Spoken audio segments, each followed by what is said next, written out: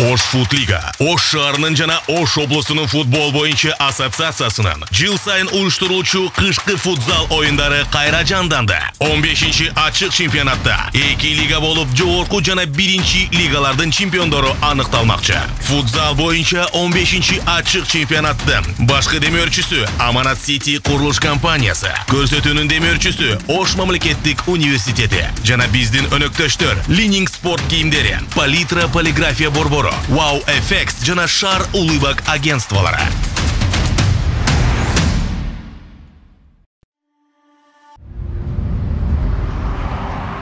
Мен өзүмө ишенем. Себеби күн сайын таң эрте күндүн нуру жүзүмдү аймалайт. Мен кыялданып жүргөн бүт ыңгайлуулуктар менен үйүмдө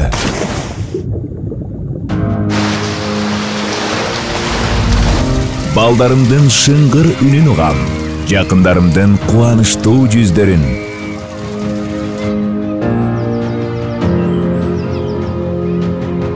Бактылуу көз ирмемдерин көрө алам. Аманат, 1-чи чыныгы резиденция.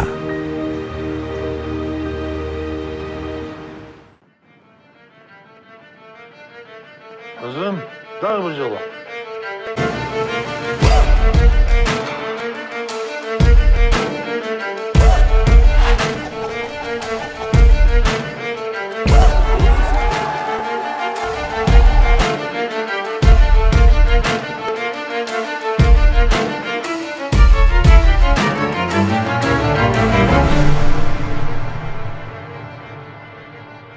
Кыргызстандын билим берүүсүнө, илимине, экономикалык, маданий жана руханий потенциалын өнүктүрүүгө эмгеги сиңген даңк ордендүү Ош мамлекеттик университети келечекке ишенимдүү караган улан кыздарга билим эшигин ачат.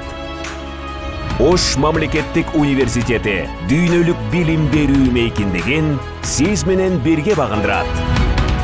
Ошму сапаттын кепилдиги, билимдин мейкиндиги.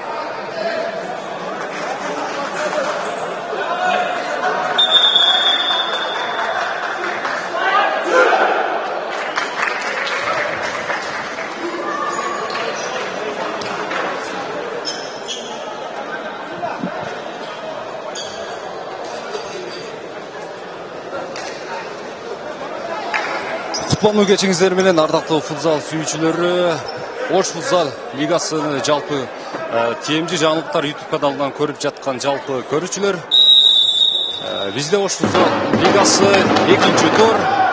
3-нче ойын. Эрдент ага каршы Байтүшүм. Ал ортодо тесиден эле эки команда тоо үчүн талашып, топко ээлик кылуунун аракетинде. Ал эми бул добуштар Эрдент командасынын көрмөндөрү тарабынан жаңыроодо.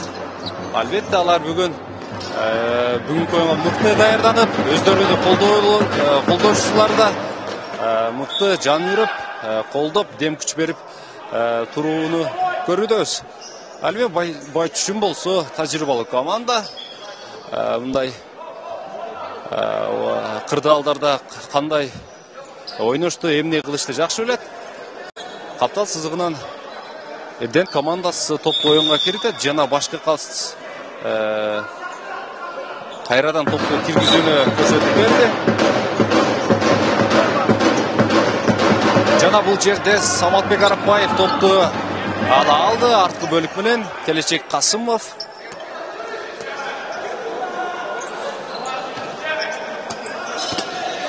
Жана бул жерде Эрдент командасы топту алды.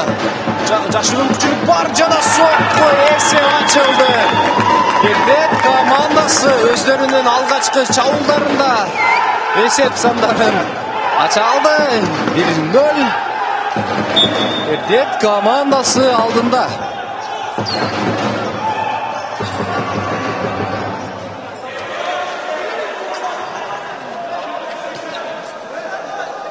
Шапкат командасы арткы бөлүк менен ойнойт. Жана Эрдент командасы дагы бир рет топту ала алды. Мурат берен дагы бир сокку. Бирок дарбазачы өз ордунда.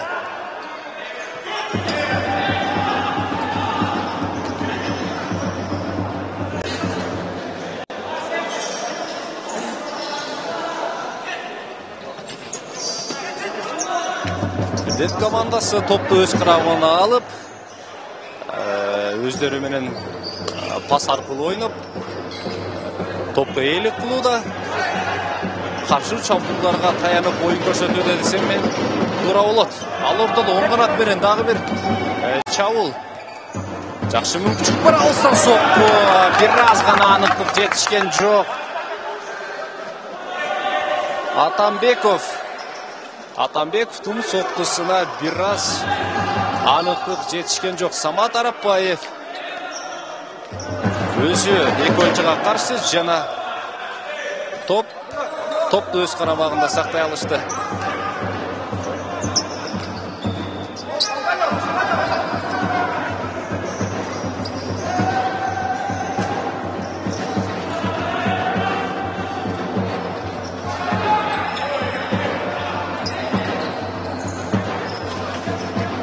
Тоо үчүн күрөш.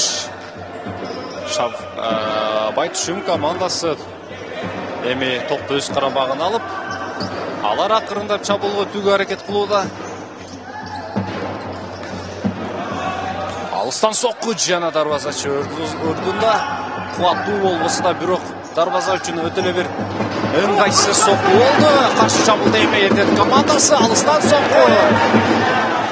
Жана бул жерде өнөктөштөрүдөн кечирим суроодо. Алар менен ойносо да өтө бир кооптуу болмок. Байтүшүм командасы акырындап өздөрүнүн алгачкы голун урганга жакындап барууда десем мен жаңылышпайм. Алардын чабуулунан ушуну байкасак болот.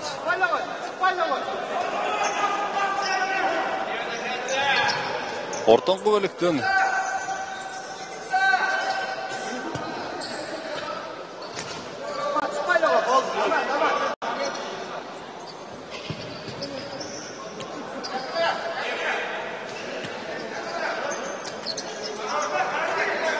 Самат Арапбаев,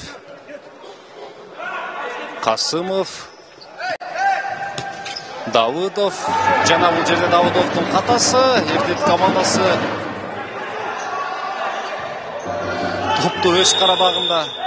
Жок, башка калыс. Чечими башкача. Ооба. Топ Байтүшүм командасында. Рустамов топту сактаганга аракет кылды, бирок бир аз ага жетишкен жок. Касымов. Акырында өнөктөштөрү менен ойнойт.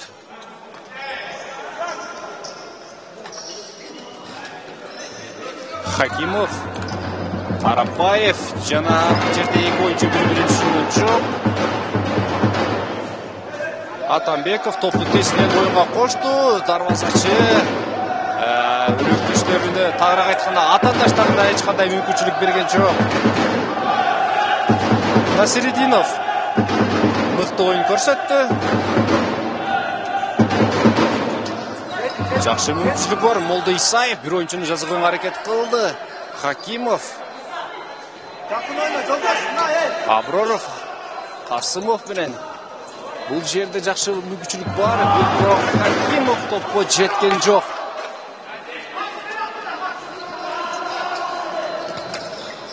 Байтүшүндүн кезектеги чабуулу.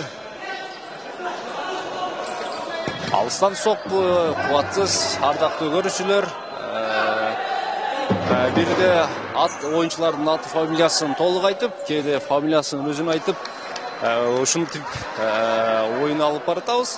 Албетте буну түшүнүү менен кабыл аласыздар. Бул биздин катачылык эмес. Ушул уюштуруучулардын эми катачылык десем туура эмес болор. Алардын бизге берген кагазы боюнча биз иш кылабыз. Ал ортодо Байтүшүн командасында стандарты кабал. Молдо Исаев топ алдында.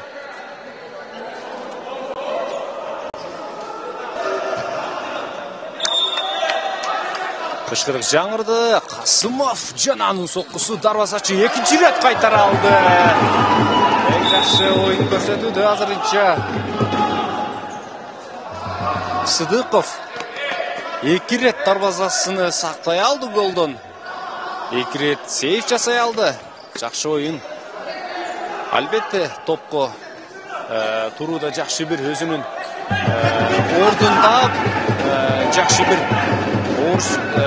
ал ортодо Атамбековдун соккусу дагы бир сокку, бирок экинчи сокку тилекке каршы өтө эле бир кубатсыз жана дарексиз.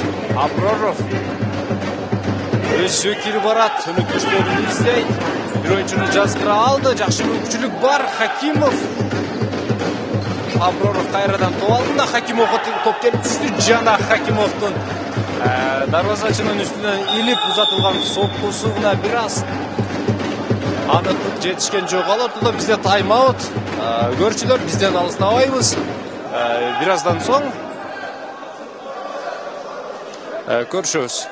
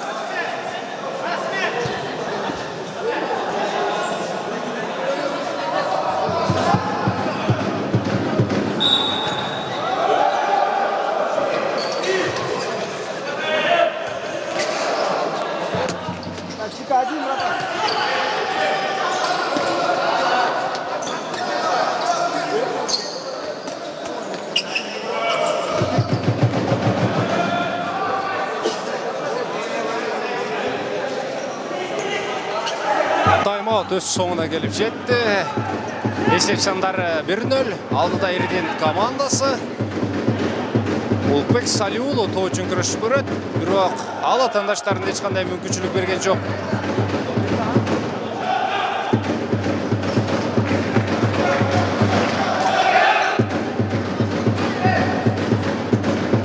Хакимов нүктөштөрүн узатылган пас, бирок Абраровго топ жеткен жок.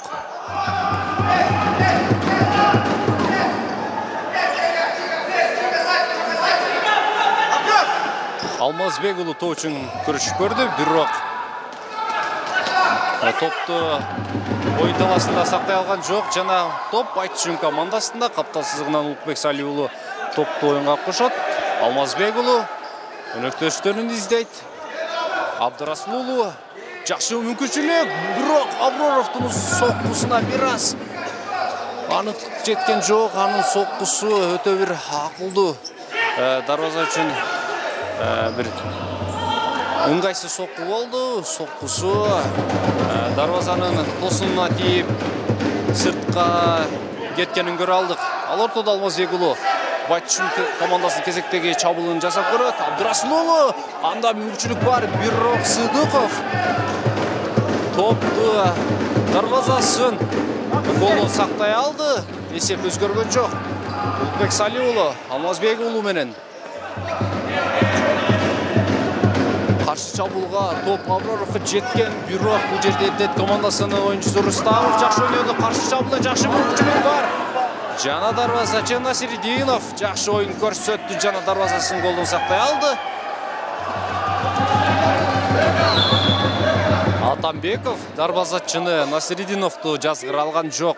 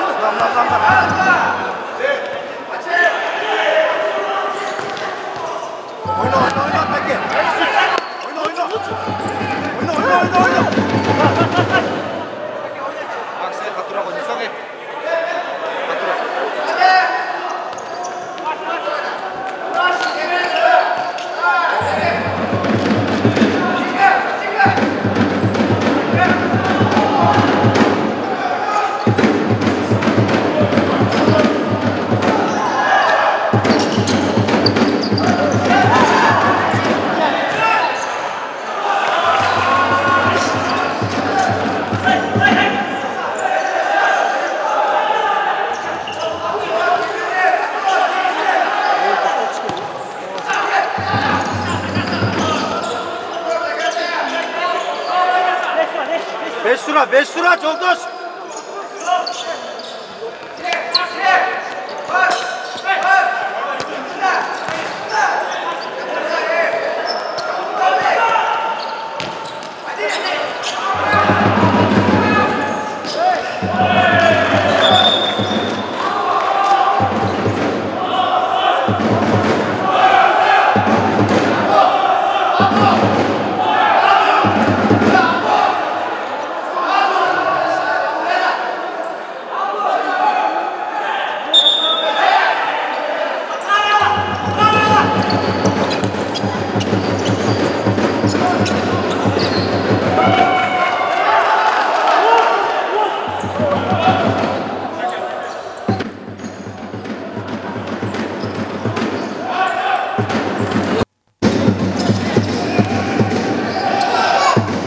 Атамбеков, ага каршы Молда Исаев жана ал өнөктөштөрүн жазгыра алды, топту сактай алды.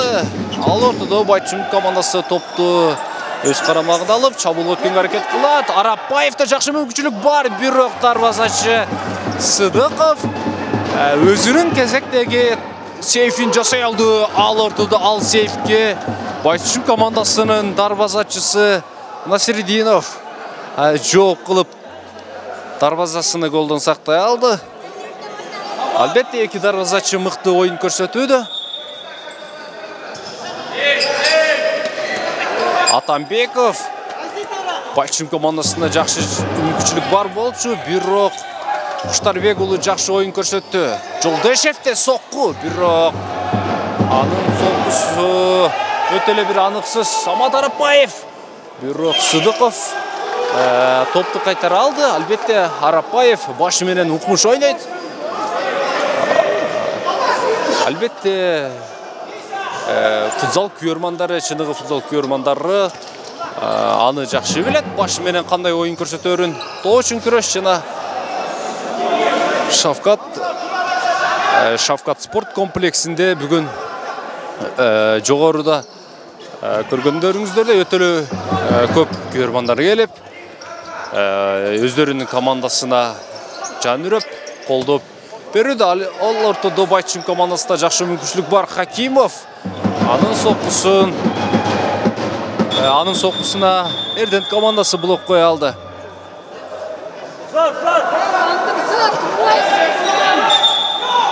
Молда Исаев анын соккусу атандаштарына тийип сыртка чыкты.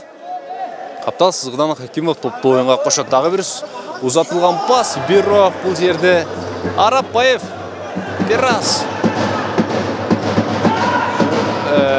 бир кооз ойногонго аракет кылып көрдү, бирок өз максатына жеткен жок. Молда Исаев, Арапбаев, бирок Досмуратовго узатылган пас жеткен жок. Хакимов топту кайтара алды, өз карамагына сактай алды. Байтчым командасынын кезектеги чабуулу.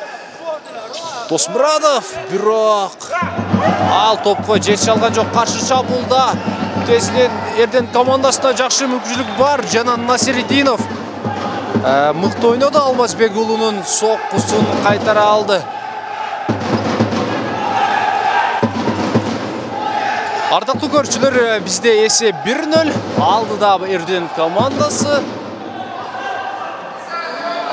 Байтчым командасы артта барууда.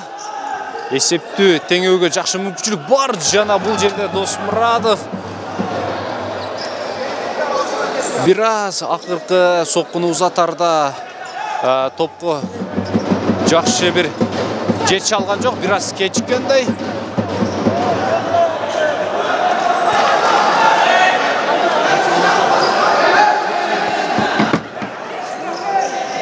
Касымов, андан ары Арапбаев.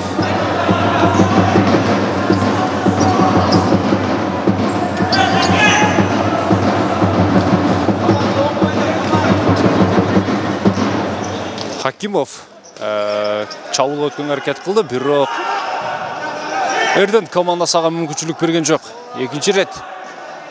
Жана бул жерде эч кандай Арапбаев атандаштарда мүмкүнчүлүк берген жок. Жеке күрөштө. Албетте тажрыйбалуу оюнчулар мындай кезде эмне кылышын жакшы билет. Ал ортодо Байтчым командасынын кезектеги чабуулу, тагыраак айтканда Давудовдун соккусу бираз гана аныктык жетишкен жок.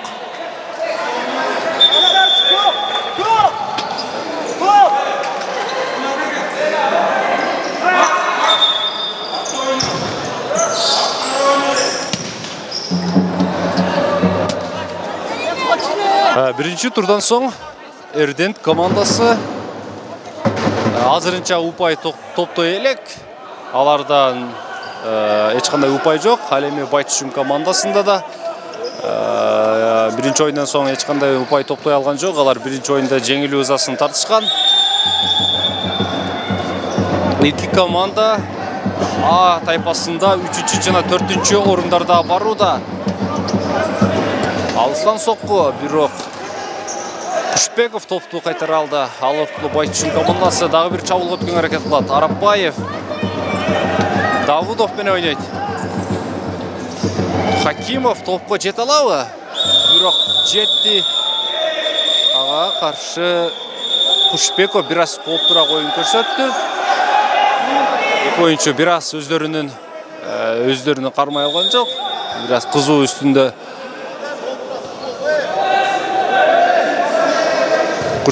Кушпеков біраз Хакимовқа қарата қоптырақ ойын көрсетті. Башқы қалыс ойыншыларға түшіндіріштерін жүргізуді. Жана қолында сары айып қағаз. Жана Кушпекулуна сары айып қағазы.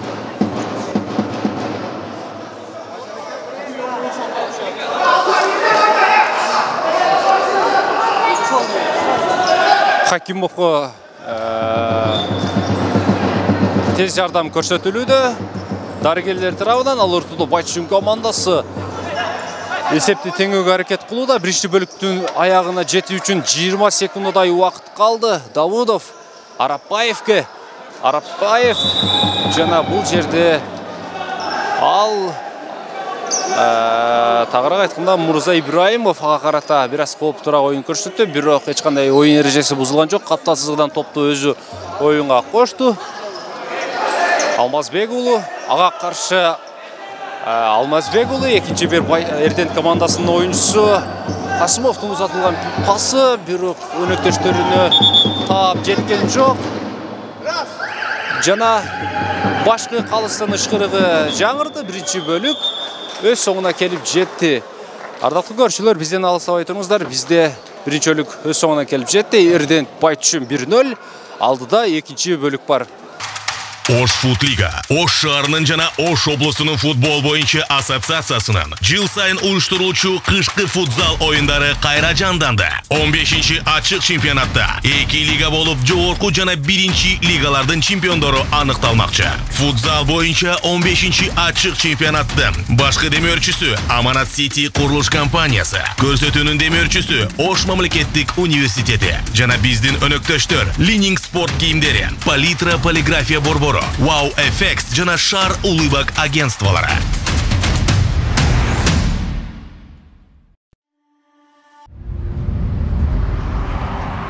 Мен өзүмө ишенем. Себеби күн сайын таң эрте күндүн нуру жүзүмдү аймалайт. Мен кыялданып жүргөн бүт ыңгайлуулуктар менен үйүмдө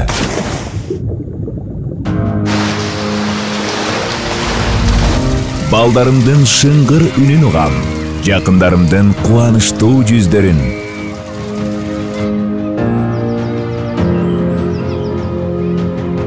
Бактылуу көз ирмемдерин көрө алам. Аманат, 1-чи чыныгы резиденция.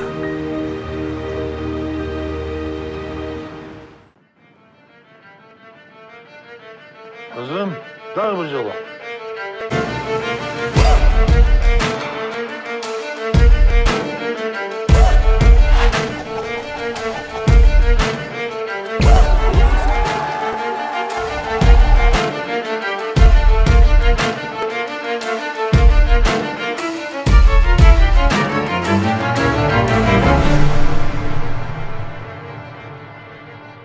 Кыргызстандын билим берүүсүнө, илимине, экономикалык, маданий жана руханий потенциалын өнүктүрүүгө эмгеги сиңген Даңк ордендүү Ош мамлекеттик университети келечекке ишенимдүү караган улан кыздарга билим эшигин ачат.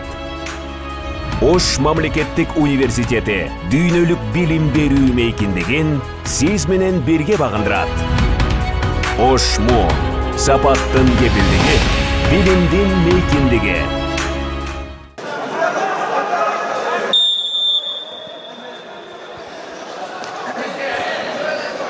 Ардактуу футзал көрөрмандары, Эрдент Байтүшүн 2-чи бөлүк башталды. Ош футзал лигасы 2-чи тур оюндары. Азырынча эсеп 1-0 Эрдент командасы алдында. Ал ортодо Байтүшүн командасы.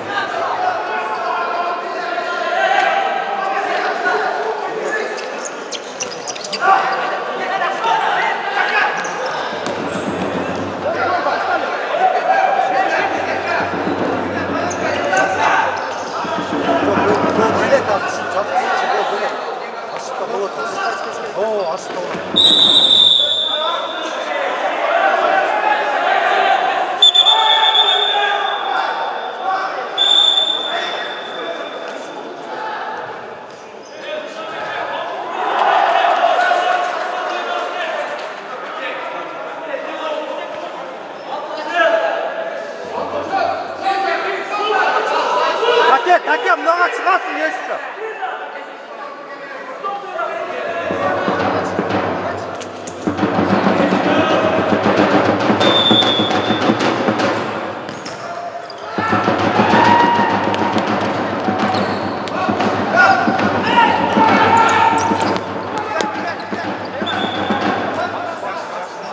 Жақсы, нормально.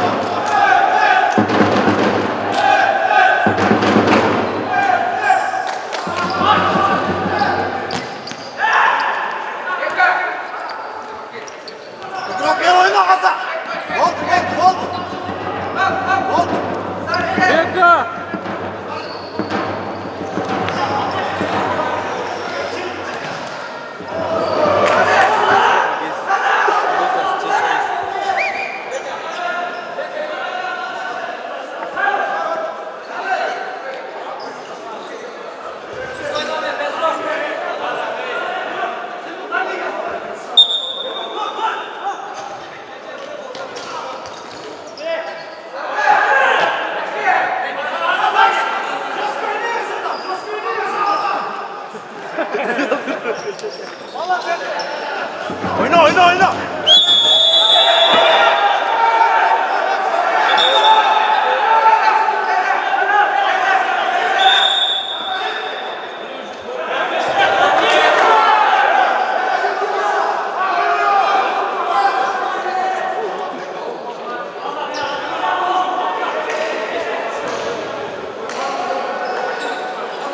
Hoşandan oynayıver bak.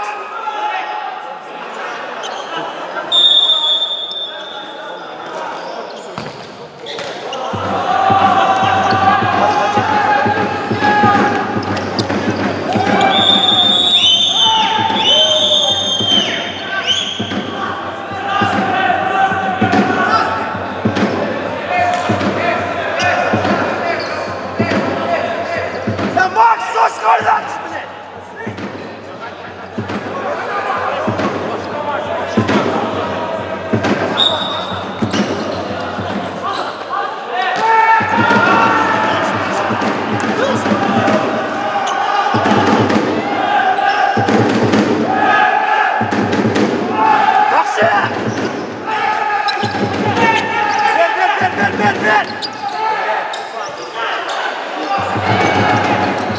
Oyna Max. Oyna.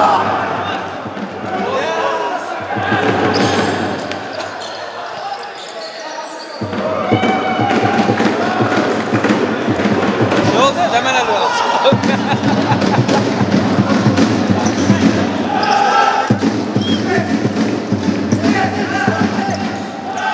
Тоочун күрөш. Эрдет командасы коргонуда жакшы ойноду, жана коргонудан мыкты чыгып кетти. Бирок Хакимов ага карата атандаштарына каршы оюн эрежесин бузбай топту ала алды. Алмазбек уулу жана Хакимовдун ортосундагы маекти көрө алыңыздар. Топ Айтышым командасында жана катачылык, Эрден командасында жакшы мүмкүнчүлүк бар. Эсеп өзгөрдү ардактуу көрүүчүлөр. Атамбеков командасын алга сүйрөй алды. 2-0 Эрден командасы алдында Ал эми Байтүшүм командасы оор бир абалга келүүдө.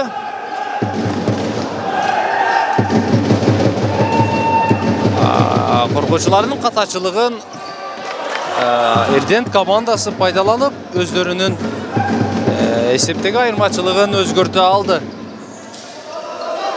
Атамбеков акыркы көз жүрмөмдө дарбазачы Насиридинов да оңой эле жазгыра алды. Дагы Атамбеков өзү катачылыктан пайдаланып каршы чабуул өтүүгө аракет кылышууда. Жакшы мүмкүнчүлүк бар. Алмазбек уулунун соккусу. Жана бул жерде эч кимге топ тийген жок. Байтүшүм командасы тезинен топту оюнга кошууда.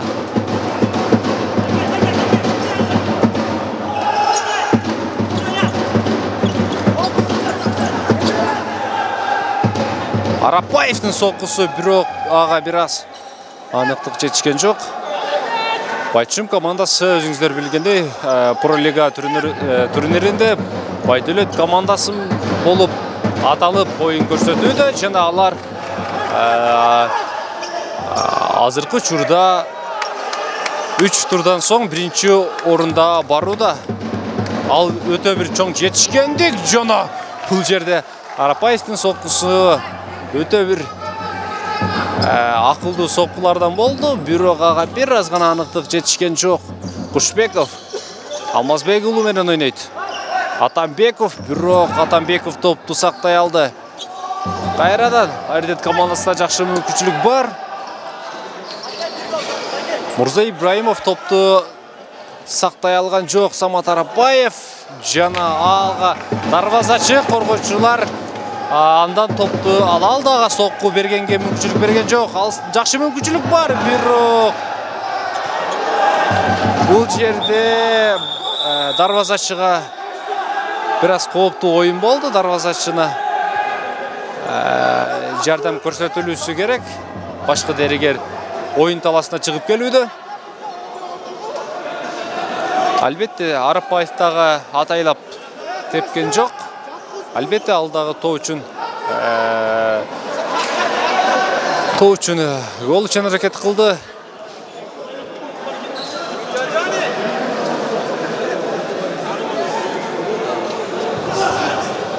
Башка дарыгер жардам көрсөтүүдө. Ардактуу көрүүчүлөр, TMG жаңылыктар YouTube каналынан түз көрүп жаткан көрөрмандар. Жана ошондой эле албетте бул оюндар TMG жаңылыктар YouTube каналында түз көрсөтүлүүдө. Буштан чыгарып берүү Самат Арапбаев, Келечек Касымовго жана анын соккусу өтө эле бир кубаттуу болгон жок. Сыдыковдун узатып берүүсү жана өнөктөшүнө бир аз жеткен жок. Рустамов тоо үчүн аракет кылып көрдү. Касымов, Досмуратов, Арапбаев менен кайрадан Касымов. Давутовдо жакшы мүмкүнчүлүк бар, бирок Саматов анын соккусуна блок кое алды. Саматов өзү кирип барат, жакшы мүмкүнчүлүк бар, бирок топту сактай алды. Өнөктөштөрү менен ойнойт. Алмаз уулу жана бул жерде топту Байтүшүм командасында Досмуратов жана Арапбаев бири-бирин түшүнгөн жок. Давудов эки ойунчуну жазгыра алды жана анын соккусу эсеп сандары кыскарды, достор. Ардактуу көрүүчүлөр, 2-1. Албетте Байтүшүм командасы акыры өз ниетине жетип, эсеп сандарын кыскарта алды.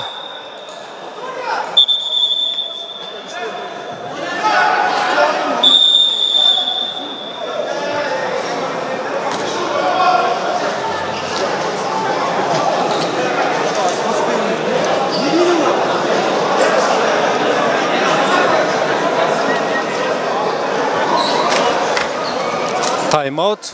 Эки команда башкы машыктуурчуларда да жакшы бир акылнаса сөздөрдү угуп, бир аз эс алып оюнга кайтышат. Ал ортодо биз Ош футбол лигасынын башкы демөөрчүлөрү, булар Аманат Сити курулуш компаниясы, Ленинг спорт кийимдер дүкөнү, TMG телеканалы жана Ош мамлекеттик университети аларга ыраазычылык айтабыз.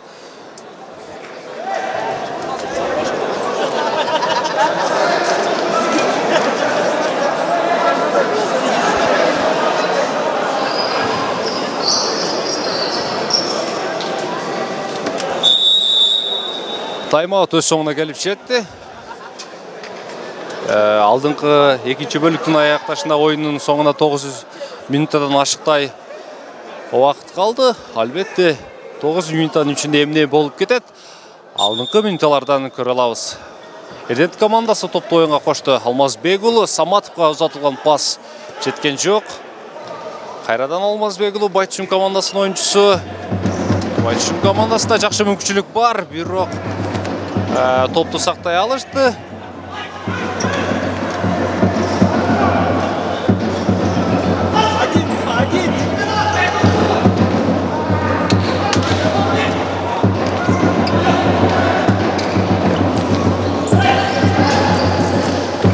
Адамов топ үчүн күрөшөт, бирок бул жерде Саматовда жакшы мүмкүнчүлүк бар.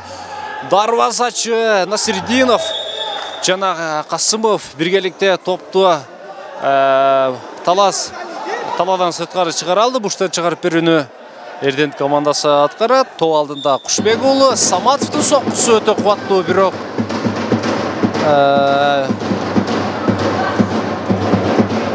бир аз гана аныктык жетишкен жок. Адамов бирок Саматов андан топту ала алды. Жакшы мүмкүнчүлүк бар, Насирдинов өз дарвазасын голдон сактай алды. Мыкты топту кайтарды. Буштан чыгарып берүү Эрдент командасы аны аткарат.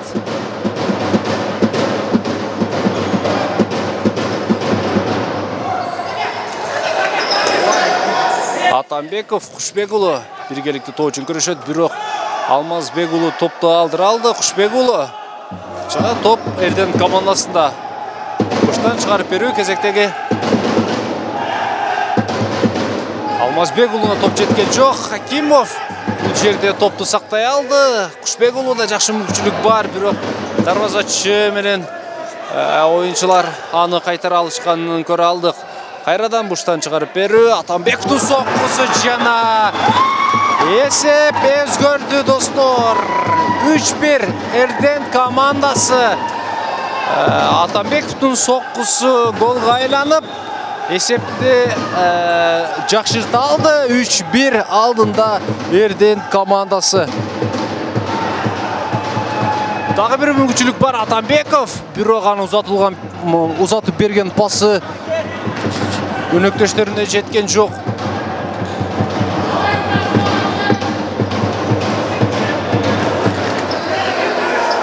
Оюнун динамикасы кыйла жогорулады. Байтушум командасында жакшы мүмкүнчүлүк бар. Касымов бирок топ кайрадан Атамбековго келип түштү. Ал эмне кылат? Өнөктөштөрүн издөөдө. Кушбек уулуна узатылган пас, бирок оюн таласынан сыртка чыкканын көрө алдык. Касымов топ алдында Алмазбек уулу менен ойнойт.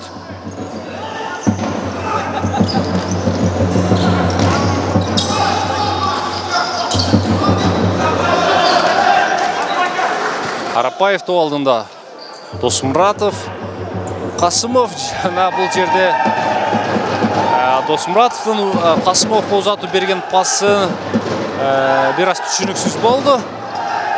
Эрдент командасынын кезектеги чабуулун көрө алабыз. Кайрадан Атамбеков, бирок ага Досмуратов эч кандай мүмкүнчүлүк берген жок. Топ оюн таласынан сыртка чыгып кетти. Жакшы мүмкүнчүлүк бар.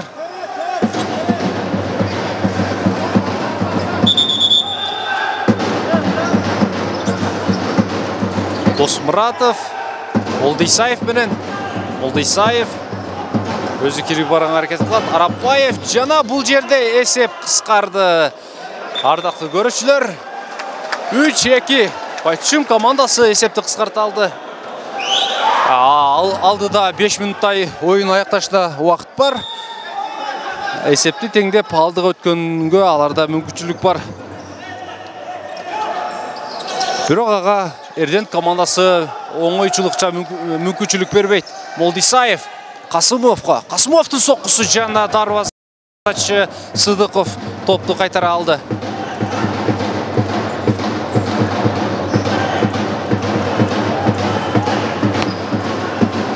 Қасымов есепті теңеуге әрекет қылышуда Байтүшім командасы. Досмұратов қайрадан бұл жерде дарвазачы топты еліп, Молдисаев бір ойнайды. Қасымов оң қанатпенен жоқ, ал сол қанатқа ұзат берді, бюро өнөктешіне жеткен жоқ. Қайрадан өз қатасыны тоғырлап топқа елі қылуда. Ал ортада аға қаршы екі ойыншы, жана бұл жерде ешқандай ойын ережесі бұзылған жоқ. Күшбекұлы өзі кіріп барады. Бюро Атамбековқа ұзатылған пасы біраз қуатты болып шықты. Байтүшім командасы кезекте өздерінің тайм-аут алды. Есеп сандарға 3-2 алды да ердет командасы. Ойын бүтеріне 4 минутадан ашығырақ уақыт қалды.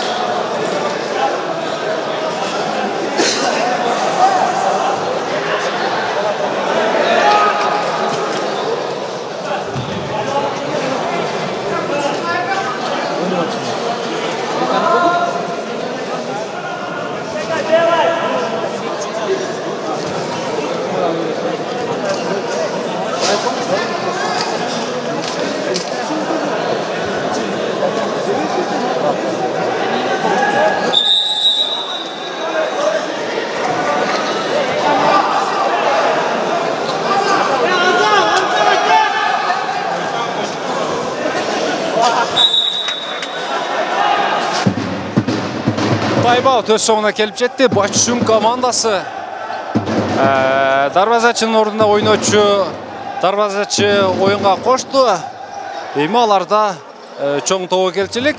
Әлбетте бір қатачылық, бір голға тең десем жаңылышпайым. Ал ортада бұл жерде Байтүшім командасының кезектегі соққысы, бирок Эрдент командасының ойыншылары аны башыменен қайтарғанын көрі алдық. Молдисаев Давыдовта кезектегі анын соққысын көрі алазы. Жоқ, Арапаев қайрадан Давыдов. Бирок бұл жерде Саматов топты қайтара алды. Молдисаев өзі бір ойыншыны жазғыр алды. Бирок Досмұратов ұзатылған пасы жеткен жоқ. Бұл ортада Алмазбекұлының соққысын Давыдов қайтара алды. Қасымов өз командасын алға сүйреді. Өз ортаңқы бөліктен чабылға өтуге әрекет қылуда. Молдисаев бен ойнайды.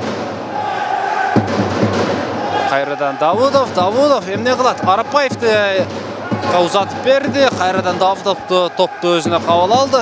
Оң қарат берен жана бұл жерде Молдисаевтың айтор түшініксіз соққы Арапаев ұзатылған пасы бір түшініксіз болды. Албетте Арапаев топқа әрекет қылып көрді. Қуатты топ болчу. Емне олса да әрекет қылып көрді. Қайрадан Байтүшім командасы чабылға өтеді.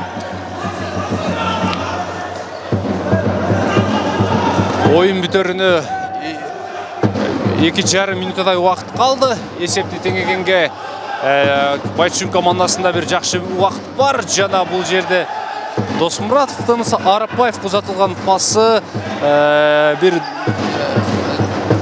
тақ бір дағына жеткен жоқ.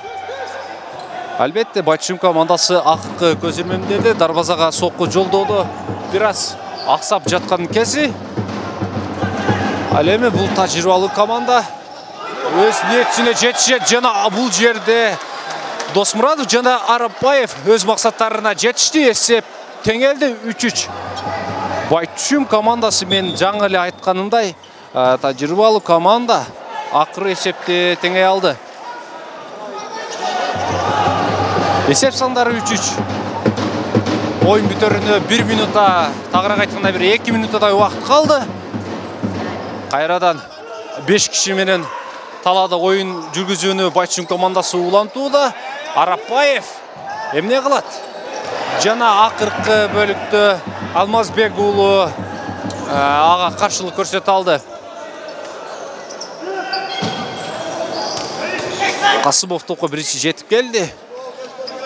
Өзі кирип барат Арапаевқа. Арапаев өнөктөштөн издирүүдө. Молдисаев жана бул жерде Досмурат эмне кылат? Молдо Исаевде бош дарбазага топту жолдой албады.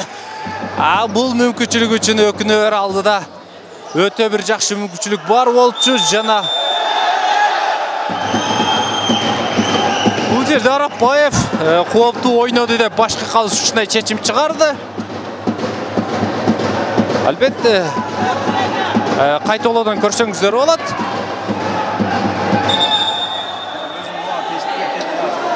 Oyun бүтүшүнө саналуу секундалар калууда. Ал эми Эрдент командасында жакшы мүмкүнчүлүк бар. Башкы дарыгер талага чыгып Кушбек уулуна жардам көрсөтүүдө.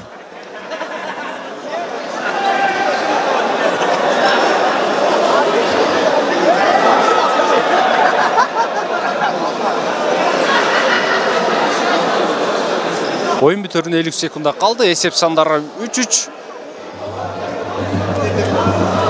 Албетте эки командага тең жеңиш өтө эле маанилүү. Топ алдында Атамбеков жана Алмаз уулу. Атамбеков сокку узатат, тышкырык жаңырды. Сокку бирок бул жерде Эрдент командасы жакшы бир мүмкүнчүлүктөн пайдалана алган жок. Арапаев жана бул жерде Атамбеков топту кайтара алды. Ал эгер кайтара албаганда дарбазанын торунан орун алат болчу. Ал ортодо бул жерде кезектеги Эрдент командасынын чабуулу. Бирок акыркы учурда бир аз аныктык жетишкен жок. Эки оюнчу бири-бирине каршылык көрсөтө алды. Арапаев топту алдырды. Жана эсеп өзгөрдү. Oyun бүтөрүнө 15 секунда калганда Эрдент командасы 4-чү голун уруп алдыга чыгалды. Ардактуу көрүүчүлөр, эсеп сандары 4-3.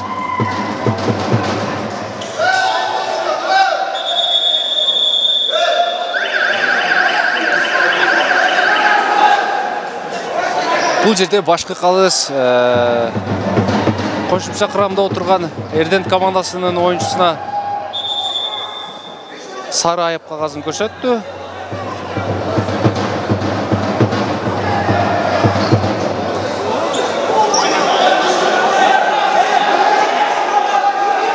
Эки команда бул жерде албетте тагыраак айтканда Байтүшүн командасы талашып көрүүдө. Бул да ал эми Байтүшүн командасына кийинки оюндарда ийгилик каалайбыз. Эсеп 4-3. Эрдент командасы жеңишке жетти. Эки командага ыраазычылык. Ал эми бизде экинчи турдун калган оюндары бар. Ошол оюндардан көрүшкөнчө бизден алыстабай туруңуздар.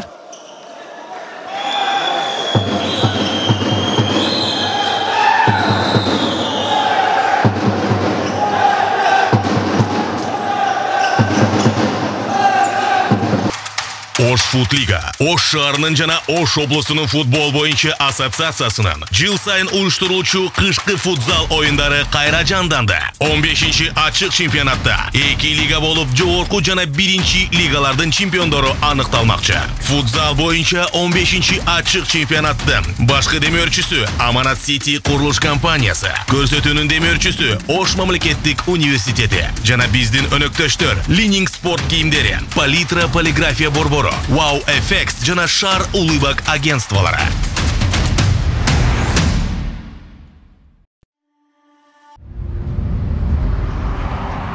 Мен өзүмө ишенем. Себеби күн сайын таң эрте күндүн нуру жүзүмдү аймалайт. Мен кыялданып жүргөн бүт ыңгайлуулуктар менен үйүмдө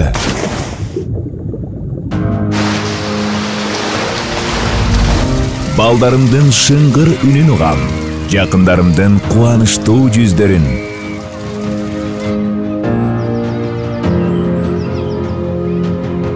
Бактылуу көз ирмемдерин көрө алам.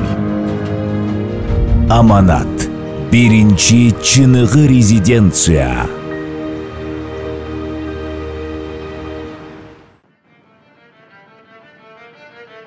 Kızım, dar bir yola.